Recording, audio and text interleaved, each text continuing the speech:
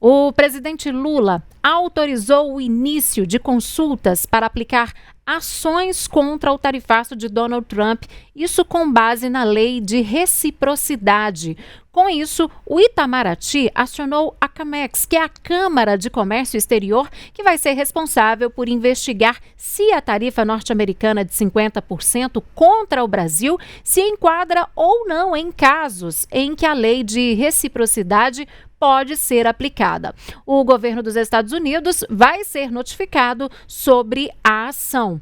O presidente Lula afirmou hoje, em um evento em Contagem, cidade que fica na região metropolitana de Belo Horizonte, que não tem pressa para aplicar a lei da reciprocidade, mas que o processo precisa andar, inclusive para tentar acelerar as negociações com o país norte-americano sobre o tarifaço de 50% aplicado aos produtos do Brasil.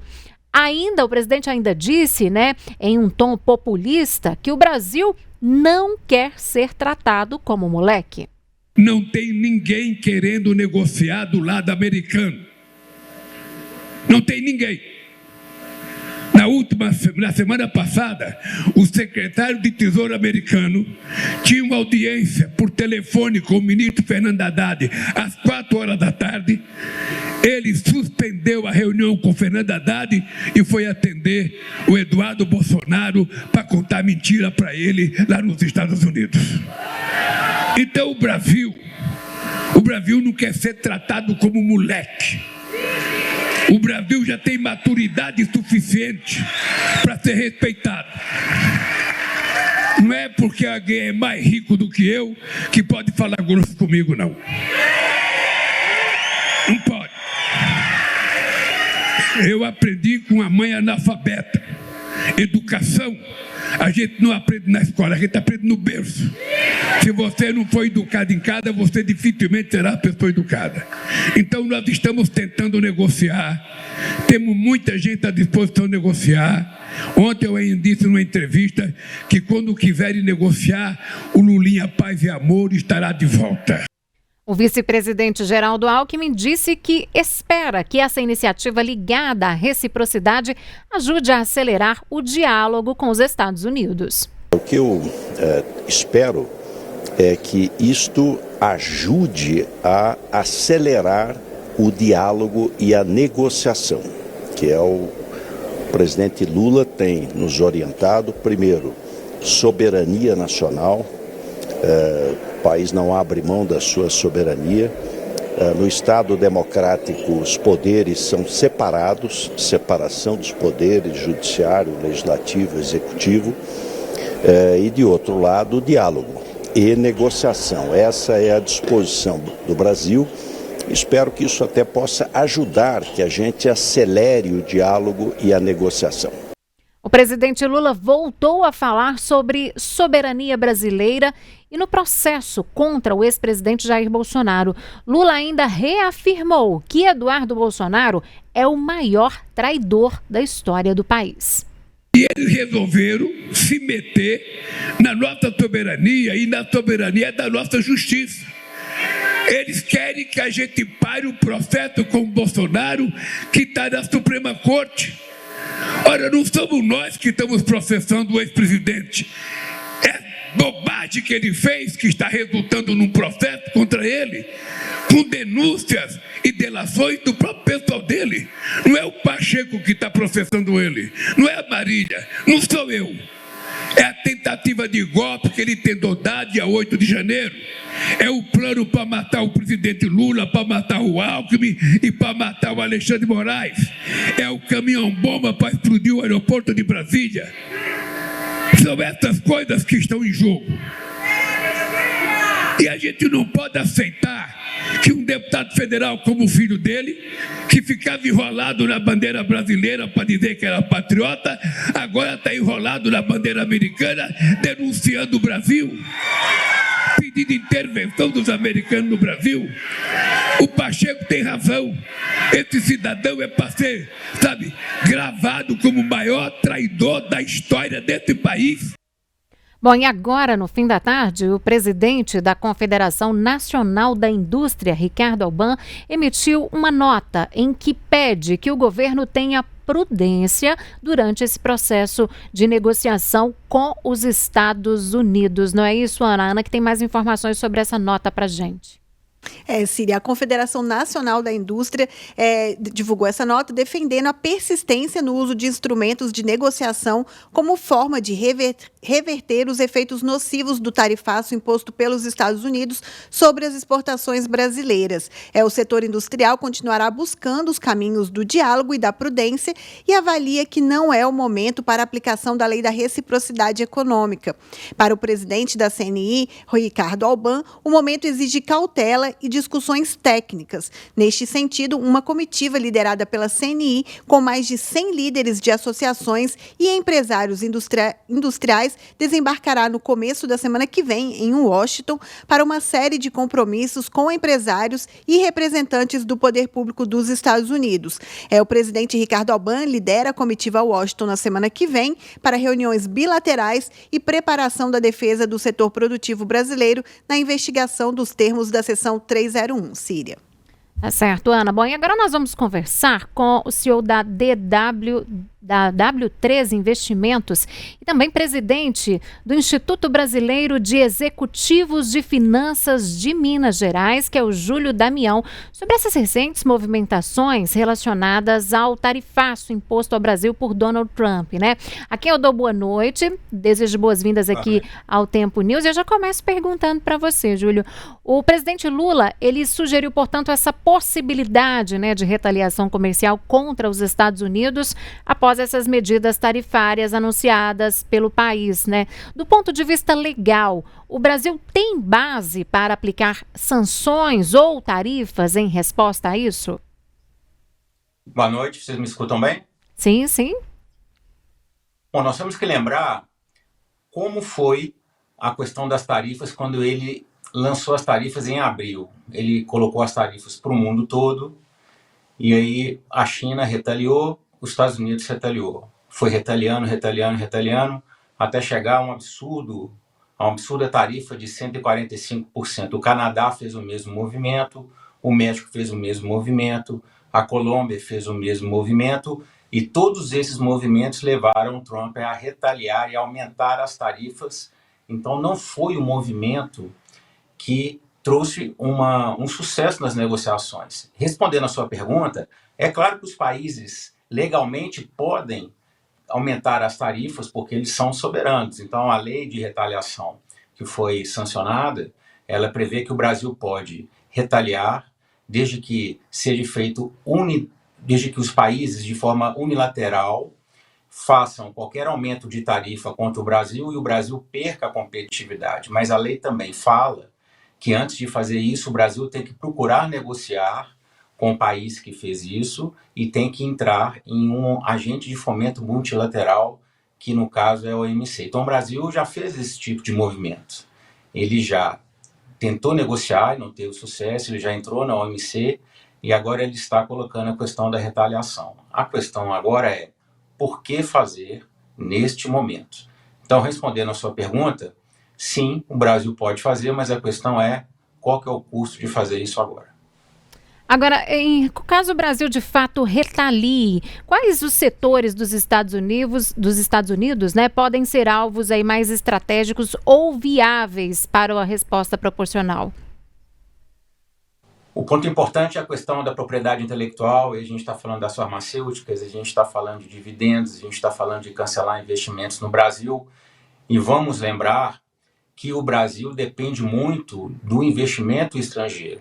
Na verdade, olhando para todos os outros países, se olha para o Canadá, México, eles estão com problema, Rússia em guerra, China, um país fechado, se olha a Europa com PIB baixo, então todos os investimentos estrangeiros estão vindo para o Brasil. É por isso que o dólar está controlado, ele não explodiu.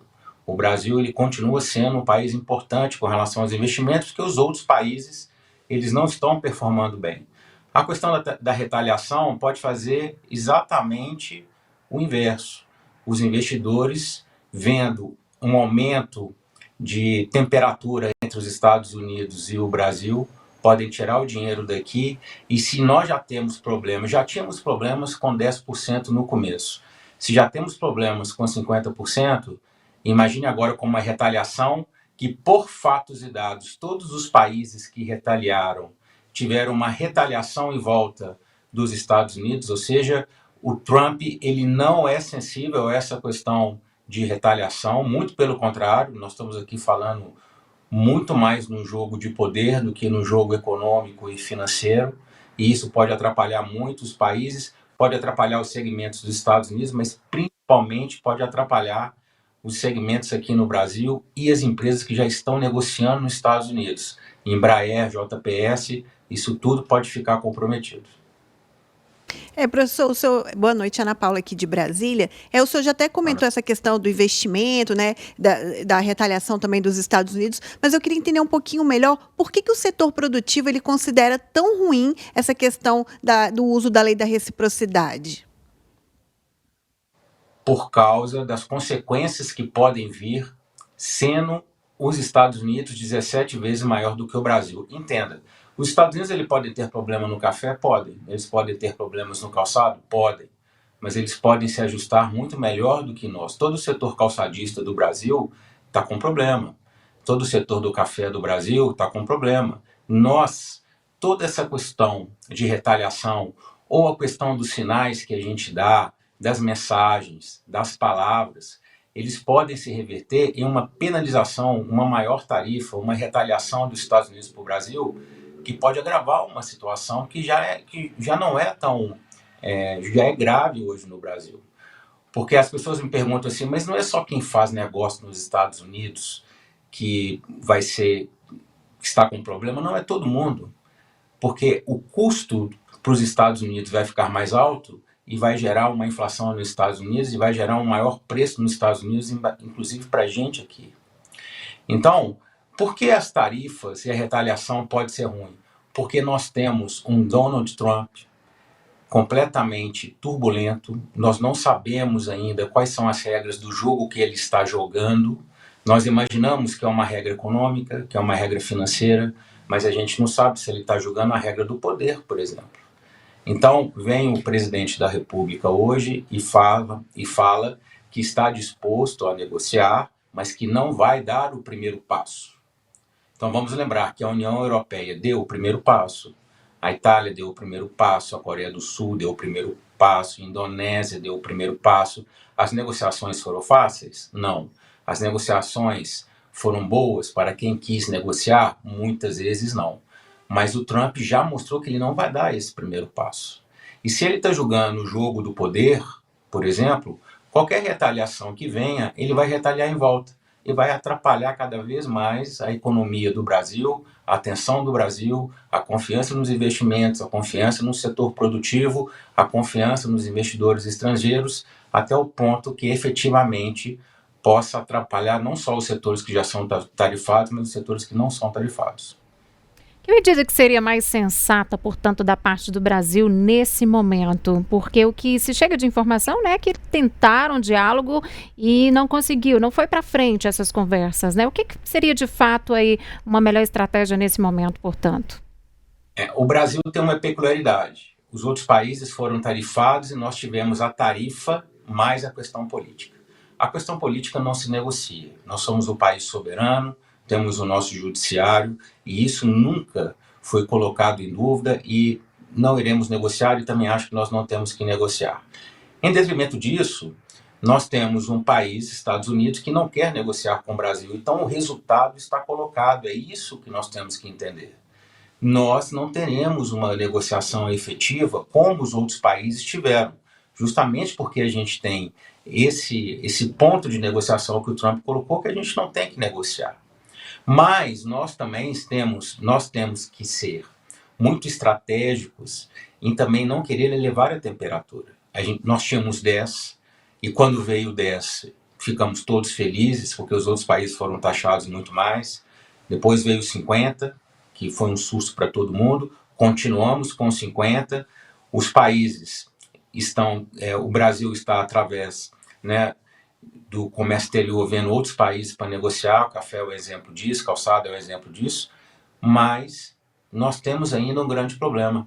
E não teremos, até agora, e eu não vejo nenhum tipo de negociação sendo feita entre Brasil e os Estados Unidos. Eu vejo o canal fechado. Semana que vem está indo uma comitiva para os Estados Unidos, ainda sem agenda. E aí a questão do timing das palavras certas é que pode prejudicar o Brasil em termos de negociação. Por exemplo, o presidente da República recebeu o presidente do Panamá semana passada e falou que o Panamá tem que ser independente no movimento dos Estados Unidos com a China de ter o controle do Panamá. Hoje, o presidente da República deu uma declaração falando que o Brasil é soberano, e é verdade, mas que ele vai estar na ONU na semana que vem, e se ele quiser, o Trump pode chamar ele para conversar e não um movimento ao contrário.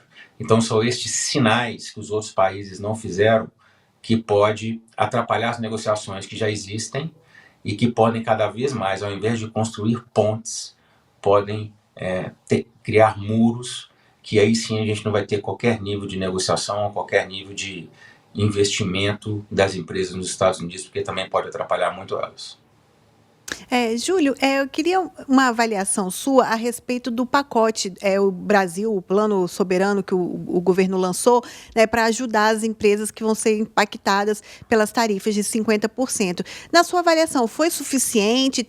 Está faltando coisa? Como é que você avalia esse pacote? Excelente pergunta sua. Este é um pacote de curto prazo para o mundo turbulento e caro no longo prazo. Onde que eu quero dizer com isso? É importante, foram 30 bilhões, alguns segmentos que foram muito impactados vão ter acesso a esse segmento. O que o governo fez para esses segmentos foi dar tempo para que eles possam procurar outros mercados, dar tempo para que possam renegociar as cadeias produtivas, porque esses incentivos eles irão acabar e o mundo continuará com o Trump. O Trump tem mais 3 anos e meio e o mundo continuará caro, porque ele colocou as tarifas. Eu não vejo depois dele saindo dos Estados Unidos diminuir as tarifas. Então foi importante, foi um movimento estratégico do governo. Estamos em linha de que era necessário, é cada vez mais necessário, mas a minha fala aqui é para os empresários que esses incentivos não irão resolver na sua totalidade os impactos. Eles compraram tempo, né? O empresário tem mais tempo para fazer os ajustes que tem que fazer, então é importante se movimentar corretamente, mas foi importante sim, mas relembrando novamente o que eu falei, é um incentivo de curto prazo para um mundo caro e turbulento no longo prazo. As duas coisas não se falam depois que os incentivos acabarem, que tem um tempo para os incentivos acabarem. Uma outra pergunta.